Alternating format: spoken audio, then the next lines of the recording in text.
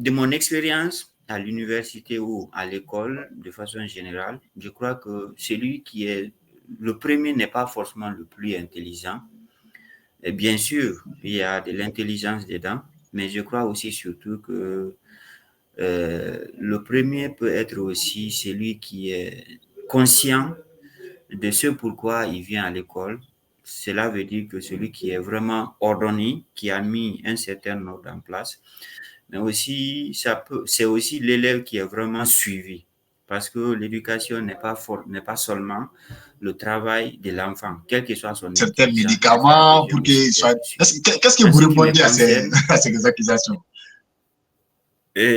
bon, je crois que c'est ceux qui le disent ont leur raison. Et puis, quand on prend le contexte, je crois qu'on peut le comprendre en fait. Et je vais être honnête, nous-mêmes, on traitait certains de nos amis des personnes qui buvaient aussi du talisman. On disait que c'est leur papa qui les donne.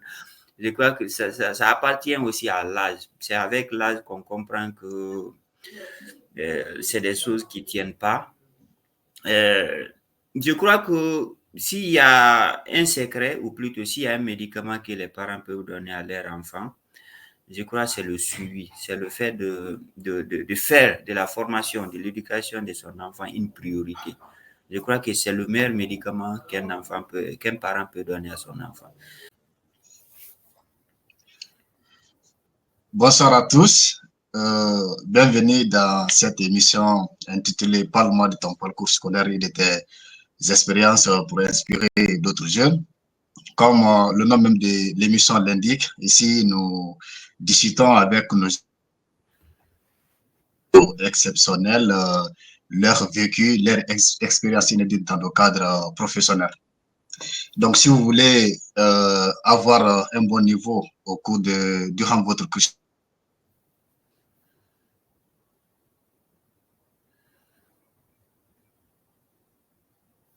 si vous voulez savoir que faire après les études pour ne pas se perdre dans le monde, dans sur le marché d'emploi, alors vous êtes au bon endroit.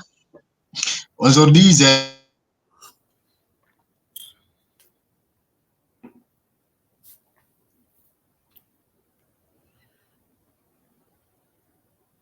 en administration publique et secrétaire administratif du CGE.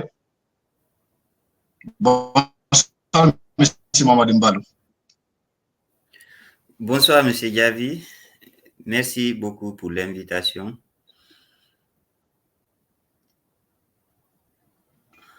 Content de vous recevoir dans cette émission en tant que premier invité. C'est un grand honneur pour moi de vous recevoir ici.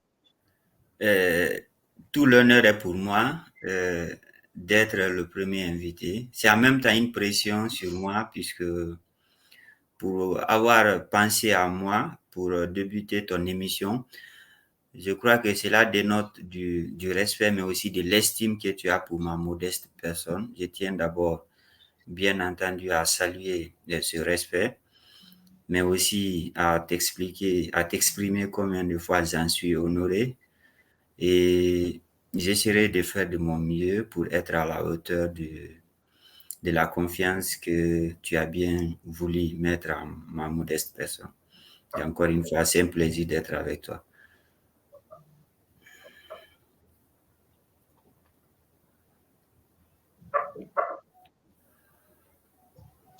Ok, merci beaucoup. Avant de rentrer dans le vif du sujet, pouvez-vous vous présenter à ceux que vous découvrez pour la première fois aujourd'hui, notamment nos téléspectateurs? C'est qui, M. Mamadou Mbalou? Euh, je m'appelle Sano Mamadimbalou.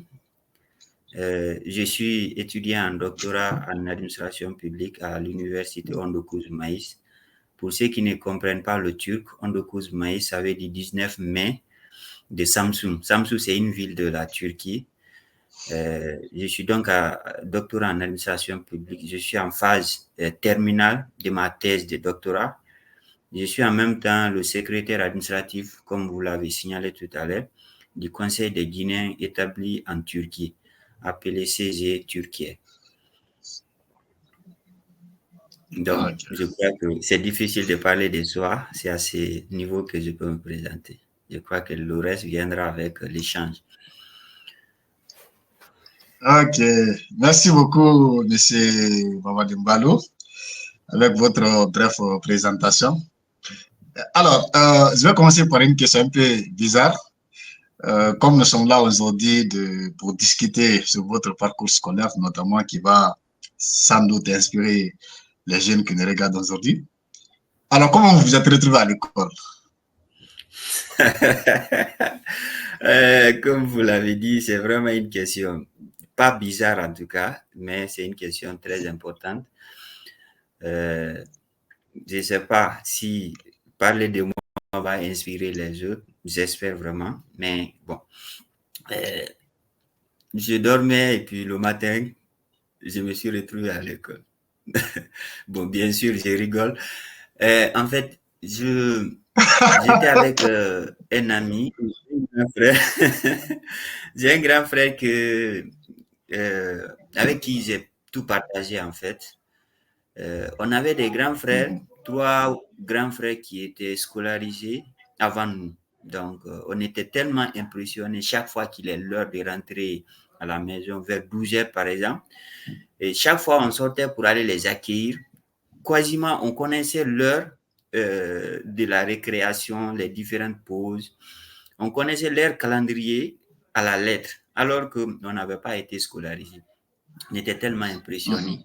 Et puis un jour, il a été décidé, mon papa et son grand frère, ils ont décidé qu'ils vont nous scolariser. Et puis on était très contents. Le matin seulement, quand les grands frères partaient, on est parti avec eux. Et voilà comment on a été scolarisés, mon grand frère et moi.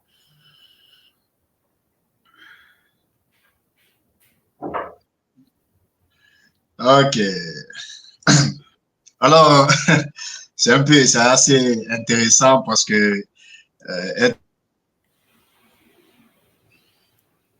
à l'école dès l'enfance, je pense que c'est vraiment impressionnant. Alors, pouvez-vous nous expliquer comment ça s'est passé votre premier jour, votre première journée, disons, vos premières expériences à l'école? Bon, je vais vous dire tout de Comment elles suite. ont pu influencer votre parcours? Oui, bien sûr. Bon, je vais pas, je l'ai jamais oublié puisque je crois que dès mon premier jour à l'école, je crois qu'on m'a fait passer déjà le message. J'ai tout de suite compris que l'école n'est pas faite pour des personnes qui ne peuvent pas mériter leur place, en fait. Donc, malheureusement, c'était un peu dans le mauvais sens, mais pour moi, ça a fait passer quand même un message. Dès qu'on est venu, les aînés de la classe nous cherchaient déjà les nouveaux. Tous ceux qui venaient, on cherchait d'abord, dès que vous venez, on vous frappe d'abord pour vous prouver que l'école, là où vous êtes venu, c'est pour les grands hommes. Donc, Wow. là, ça faisait déjà passer un message qu'ici, il faut s'imposer. Il faut chercher à être un peu dur pour pouvoir s'imposer. Donc, au début, c'était le premier message. J'ai failli avoir un mauvais souvenir, mais je crois que ça a été un message quand même que je vais garder. Ouais. Donc, Et donc, on comment vous a ça a frappé d'abord pour vous accueillir, hein? bien sûr, c'était le message d'accueil en fait. Dès qu'on est venu, ils ont tapé sur nous tous. Et c'est plus tard Pour que dire j'ai que si, c'est compris, pas de la blague. voilà, quand d'autres jeunes sont venus, d'autres enfants sont venus, au moment où nous, on a été, on est devenu anciens, c'est là où j'ai compris que c'était un peu l'usage, en fait, de l'école primaire. Donc, les anciens cherchaient à faire passer un message aux enfants qui venaient. Donc, il y avait toujours, c'était même organisé entre les anciens, on donnait à chacun le tour. C'était pas à tour de rôle, en fait. Le nouveau qui vient, on dit c'est à toi de lui faire passer le message. Donc, tu le tapes, tu cherches une occasion pour lui frapper. Chaque fois, c'était comme ça. Donc, finalement, j'ai compris. Maintenant, dire comment ça a influencé ma vie, ma vision ou à l'école, tout ça. Je crois que ça n'a pas eu d'impact comme ça, mais ça, c'est quand même resté. Et j'ai compris l'environnement dans lequel on a étudié à l'école primaire, surtout. C'était un environnement très, très bon enfant, mais très, très troublé en fait. Chaque fois, il y avait des mouvements puisque les aînés aimaient chaque fois des problèmes, Donc, d'une certaine manière, ça renforce un peu le caractère et ça nous aide à pouvoir parfois s'imposer dans certains environnements. Je crois que si je peux dire quelque chose par rapport à ça, et quant à l'impact, je crois que c'est ça. Ok, merci pour vos brillantes réponses. Et voilà, j'aimerais bien vous poser cette question parce que vous savez, quel qu'en soit votre niveau d'intelligence,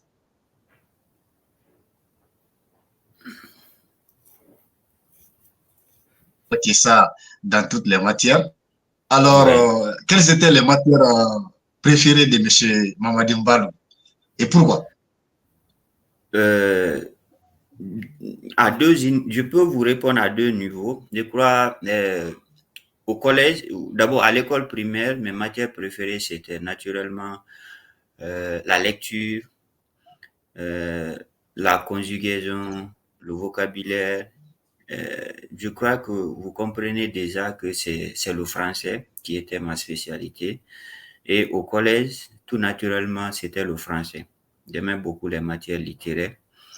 Je crois que peut-être j'ai pas été, ou peut-être parce que j'ai pas aimé les mathématiques et les mathématiques ne m'ont pas aimé, mais je crois que j'ai toujours eu une relation un peu trouble avec les mathématiques, surtout les sciences exactes et en particulier les maths. Je crois, là où j'ai mieux travaillé en maths, c'est seulement au BPC. Et là aussi, vous comprenez que c'était obligatoire. C'était vraiment obligé, en fait. À part ça, la littérature a toujours été mon fort. Donc, je crois que c'était mes matières préférées. Et à l'école primaire et au collège.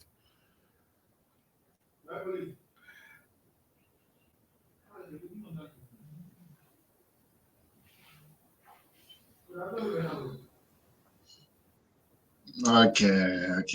Alors, merci beaucoup. Voilà, je suppose que vous avez été parmi les meilleurs à l'école. D'après, voilà, ce que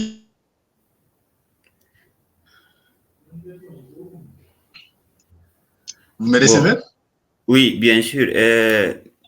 Je crois que pour être honnête avec vous, j'ai pas été Mhm. d'abord très intelligent au début.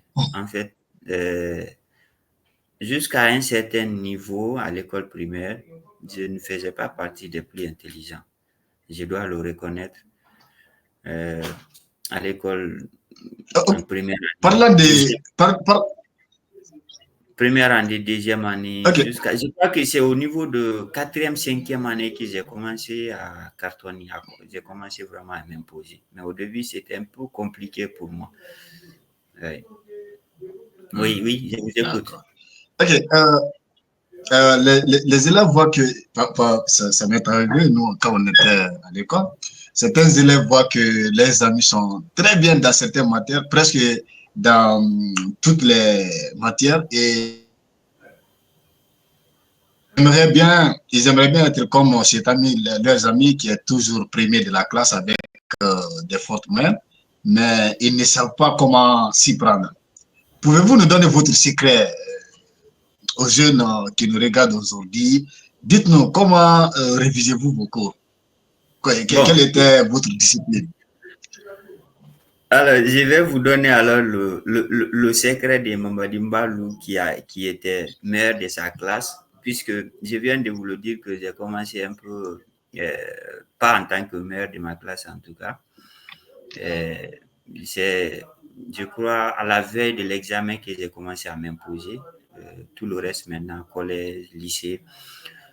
Euh, je dirais que le sentiment de ne pas être le meilleur est un sentiment vraiment mauvais, est un sentiment négatif, même pour les élèves, à tous les niveaux et dans n'importe quel domaine.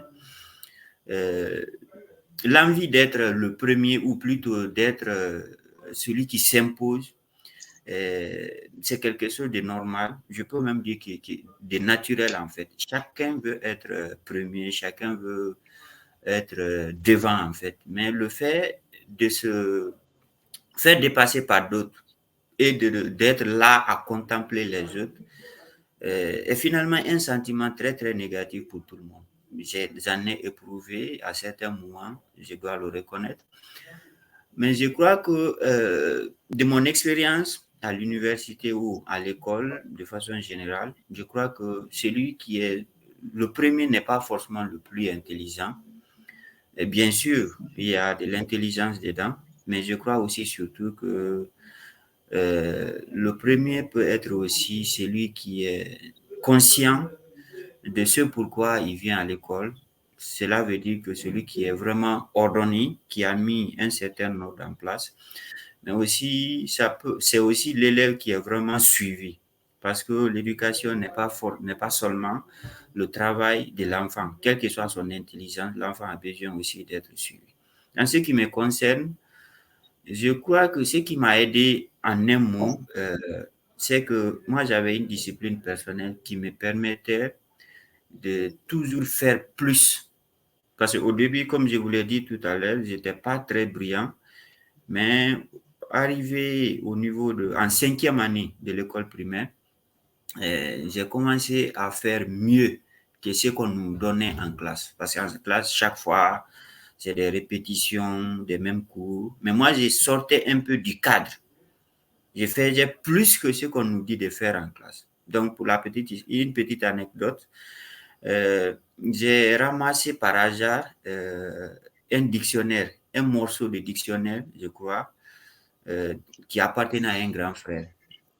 Quand j'ai vu les mots, leur signification, j'ai pris ça et puis je me suis donné pour tâche de recopier entièrement le dictionnaire. J'ai acheté un cahier de 200 pages et le dictionnaire n'était pas entier, hein, c'était un morceau, mais c'était très volumineux. Mais je l'ai recopié entièrement, du début à la fin. Donc, ça m'a beaucoup enrichi en mots, sans même parfois que je le sache. Et puis, j'ai compris que dans les différentes matières en classe, que ma façon de faire les choses, la manière dont je perçois les cours ont complètement changé. Bon, en résumé, je crois que pour répondre à votre question, pour être meilleur en classe, il faut faire mieux que ce qu'on nous dit de faire. Il faut faire plus. Et cela doit dépendre non seulement de notre ordre personnel, puisque chacun a sa façon de travailler. Mais ce qui est important, c'est qu'on ait un plan par rapport à chaque cours. Pour moi, par exemple, je faisais un résumé de chaque cours en classe. Je parle du lycée, par exemple. Lorsque le prof explique, je prenais note et arrivé à la maison, je faisais le résumé de cette prise de notes. Je faisais une sorte de compte rendu de ce que le prof a fait. Et du coup, chaque matière, c'était comme ça. Donc, ce qui me permettait, au moment, par exemple, à la veille des examens, de seulement prendre les fiches là et de lire. Et puis, tout revient, en fait. Je n'ai pas besoin de me fatiguer trop. Ça trouve déjà que tout est ordonné. Je crois que ça m'a beaucoup Donc, aidé. donc, si je peux comprendre, vous ne récitez pas mot par mot, c'est-à-dire comme donnez-moi ce que je vous ai remis. Vous, vous prenez, vous faisiez votre prise de notes personnelle, et si je comprends bien, vous ne Bien retenez sûr. pas mot par mot de ce que le professeur vous donne. Je crois que j'ai toujours osé, en fait. Moi, j'ai toujours osé. Je crois que ça me rappelle une anecdote également en histoire. On a en histoire, notre professeur d'histoire au lycée nous avait donné, c'était une composition en fait. Quand on a fini de composer, il a gardé ma feuille à la fin. Et après, il a expliqué que même lui, il ne pourrait pas faire mieux que ce que j'ai fait. Mais après, il m'a conseillé, il m'a dit quand même d'être humble. Parce que il s'est rendu compte que pendant que tous les autres se limitaient à recopier ce que lui nous a donné, moi, je n'utilisais presque aucun de ces mots. Donc, c'est-à-dire, j'avais confiance en mes mots. la manière dont j'écris, les termes que j'ai choisis. Mais l'essentiel, c'est l'idée qu'il nous a donnée que moi, j'ai cherché à développer. Donc, ça lui a tellement fasciné que il a dit déjà que moi, je n'aurais pas de problème par rapport à ces matières-là. Mais il m'a conseillé quand même de rester cadré, que si je tombe sur certains correcteurs qui peuvent le prendre mal, ils peuvent dire que lui se prend pour un prof ou quoi. Je crois qu'en français, euh, j'ai failli avoir ce risque-là parce que à cause d'un mot que j'ai compris de travers. Donc, mon prof de français m'a reproché, il m'a dit que le mot, c'est pas le sens que je donne au mot. Je crois que le risque avec ça, c'était le fait que parfois, je peux choisir, je peux comprendre certains mots que j'emploie et qui n'ont pas, qui peuvent avoir un sens différent. Mais quand même, ça marchait chaque fois. Ouais.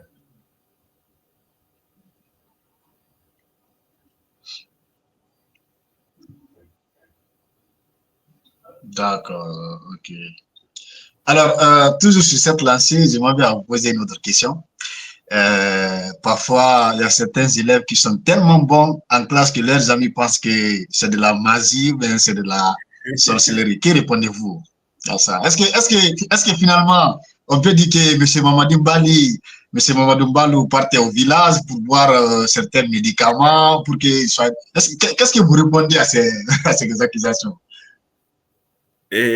Bon, je crois que c'est ceux qui le disent ont l'air raison. Et puis, quand on prend le contexte, je crois qu'on peut le comprendre en fait. Et je vais être honnête, nous-mêmes, on traitait certains de nos amis des personnes qui buvaient aussi du talisman. On disait que c'est leur papa qui les donne. Je crois que ça appartient aussi à l'âge. C'est avec l'âge qu'on comprend que c'est des choses qui ne tiennent pas. Euh, je crois que s'il y a un secret, ou plutôt s'il y a un médicament que les parents peuvent donner à leur enfant, je crois que c'est le suivi, c'est le fait de faire de la formation, de l'éducation de son enfant une priorité. Je crois que c'est le meilleur médicament qu'un parent peut donner à son enfant.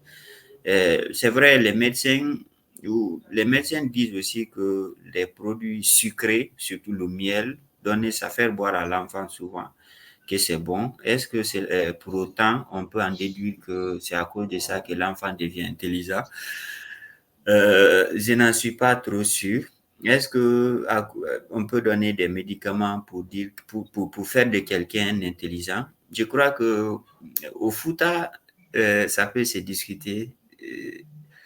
On ne peut pas dire que c'est faux, c'est tout à fait faux, mais je ne crois pas que cela puisse tenir dans la durée.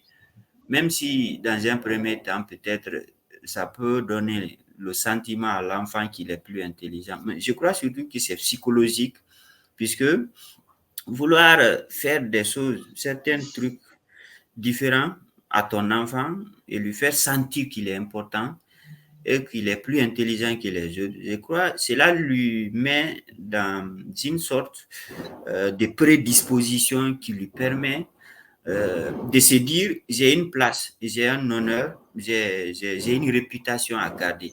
Ce qui fait par exemple, quand on devient premier une fois, ça devient très difficile de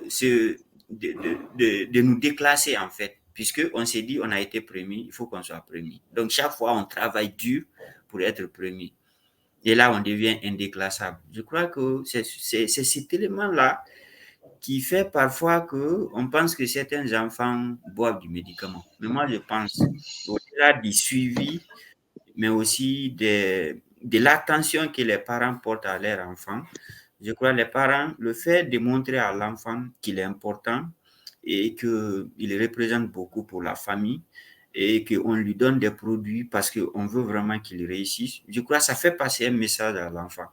L'enfant comprend tout de suite qu'il est unique, qu'il vient à l'école pour une mission de la famille et qu'il doit réussir. Et encore une fois qu'il a été premier, il met en tête qu'il doit chaque fois honorer sa famille et qu'il doit toujours être premier.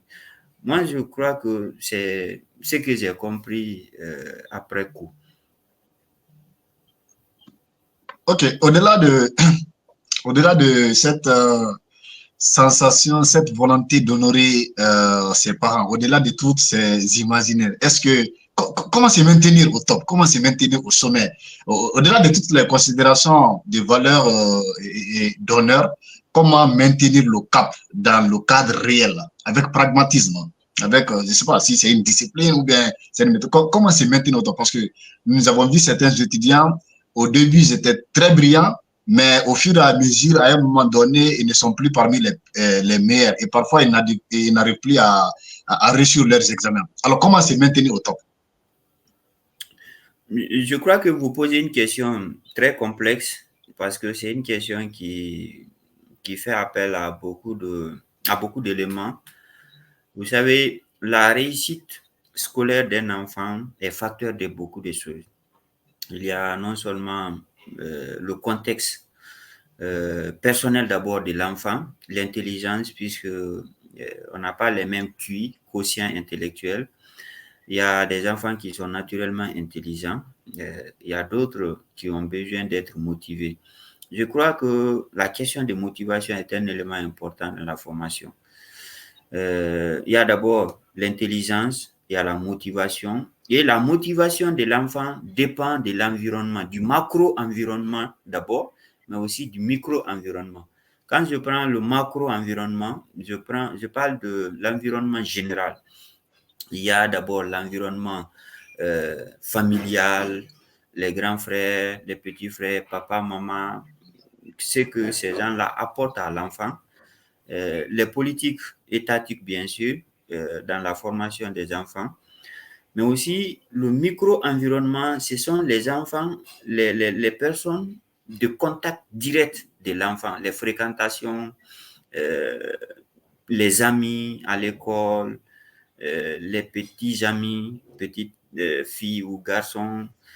Je crois que c'est tout ce qui constitue, si vous voulez, les différents facteurs qui influencent la formation de l'enfant. Maintenant, si les parents font suffisamment attention à tous ces éléments-là, je crois qu'on peut permettre à l'enfant de maintenir le cap, puisque vous le comprenez, à chaque étape, cet environnement-là est appelé à changer.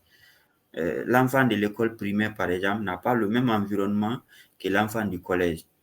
Vous voyez, ce qui fait que l'enfant qui était dans un bon environnement à l'école primaire, euh, qui est suivi, qui rencontre des personnes intelligentes, la famille le suit, il peut donner un bon résultat. Mais si l'enfant vient au collège et que cet environnement-là change, si l'enfant n'est pas naturellement intelligent ou est intrinsèquement motivé, c'est-à-dire dont la motivation est interne à lui-même, mais si c'est un enfant dont la motivation est extrinsèque, c'est-à-dire la motivation dépend des facteurs externes, si ces facteurs-là changent, vous allez voir, ça va impacter le niveau ou la formation, le niveau de l'enfant, tout simplement.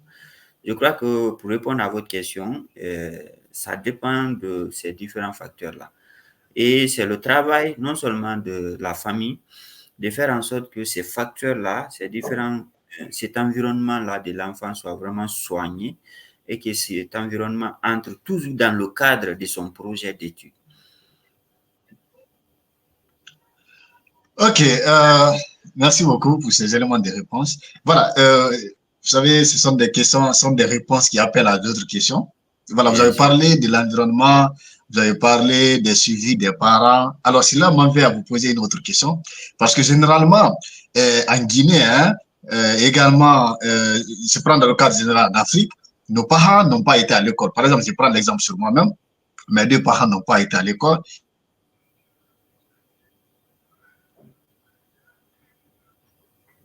Dont les parents n'ont pas été à l'école. Qu'en est-il de ces enfants qui ne sont pas suivis? Parce que tout simplement, ces parents ne connaissent que le champ ou bien d'autres, le commerce ou bien d'autres activités qui n'est pas forcément liées à l'école. Qu'en est-il de ces enfants qui ne sont pas suivis? Pensez-vous ils doivent, disons, c'est la même manière qu'ils vont maintenir le cap? Parce que vos éléments de réponse étaient accentués à l'environnement et également le suivi des parents.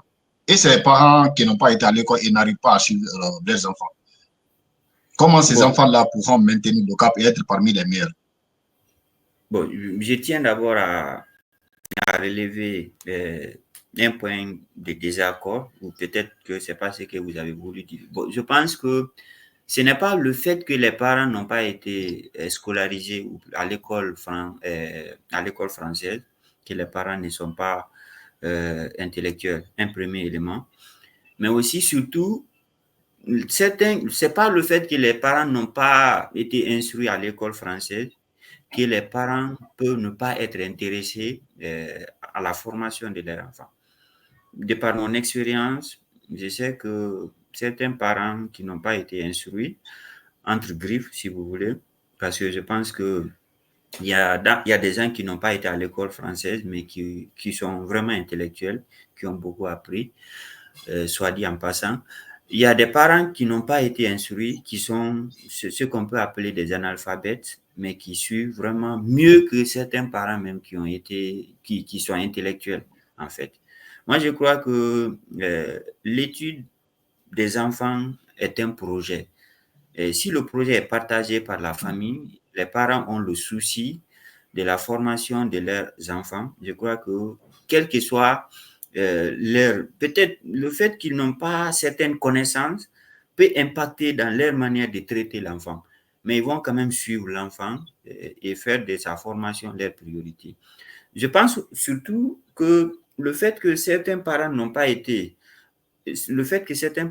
sont analphabètes a été le facteur plutôt qui les a le plus motivés à s'impliquer beaucoup plus dans la formation de leurs enfants. Parce que les parents se disent ce qu'eux, ils ont manqué quand ils voient leurs amis Ouais. qui ont été scolarisés et puis ils voient le manque que ça leur fait. Je crois que ça a motivé certains parents à se dire mes enfants ne vont pas connaître la même situation que moi. Moi, dans mon cas, par exemple, moi, mon papa n'était pas un alphabète, je peux le dire comme ça, c'était un analphabète parce qu'il n'a pas été instruit, il n'a pas été instruit à l'école française, même si ma maman lui a aidé vers la fin, ma maman lui a aidé à comprendre ABCD, tout ça, et il a Mmh. su. Ah, Oui, bien sûr. Mais je crois qu'il s'est toujours mis en tête que pour n'avoir pas eu la chance d'étudier jusqu'à un certain niveau, il faut que ces enfants étudient. Je crois que ce projet-là nous a beaucoup profité. Donc, pour répondre à votre ok, question de façon très simple, je pense que euh, ça dépend des parents. Il y a certains parents qui sont impliqués dans la formation de leurs enfants, qui mettent les plans pour suivre l'enfant à la lettre et l'aider à atteindre son objectif. Il y a certains parents qui ne s'occupent pas trop de ça. Et ça peut être les parents intellectuels ou les parents qui ne sont pas intellectuels. Je crois que à ce niveau, il ne faut pas confondre. ok. Je vais vous poser une dernière question pour cette première partie de notre émission. Toujours dans ce cadre des suivis et non suivis, parce que c'est une grosse question, parce que nous disons aujourd'hui que il y a certains parents qui ont renoncé à l'éducation de leurs enfants, mais en parlant de la place des parents, à la place de l'environnement, moi, par mes expériences, moi, j'ai vu certains enfants qui étaient tellement suivis, ils étaient suivis, mais les enfants n'étaient pas nécessairement les meilleurs.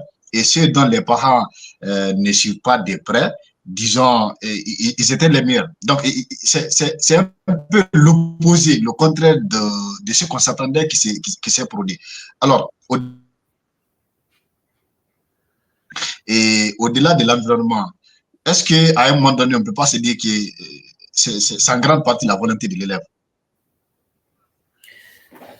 Et vous me posez une question très complexe, puisque c'est une question qui fait appel à de la science, en fait, pour expliquer, parce que je crois le sens de votre question, c'est vous me demandez ce qui fait que certains enfants sont intelligents, même s'ils ne sont pas très suivis, ils donnent le bon résultat, alors que d'autres, malgré tous les efforts des parents, n'arrivent pas parfois à donner satisfaction.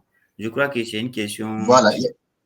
Voilà, je crois que la partie scientifique est très difficile pour moi de répondre à ça, puisque ça fait appel à des connaissances en psychologie, mais aussi en sciences, en neurologie, pour savoir qu'est-ce qui fait que certains sont plus intelligents que d'autres. Même si c'est une question scientifiquement qui peut se débattre, moi, je suis toujours convaincu que l'enfant qui n'est pas intelligent, c'est un enfant qui n'est pas très motivé.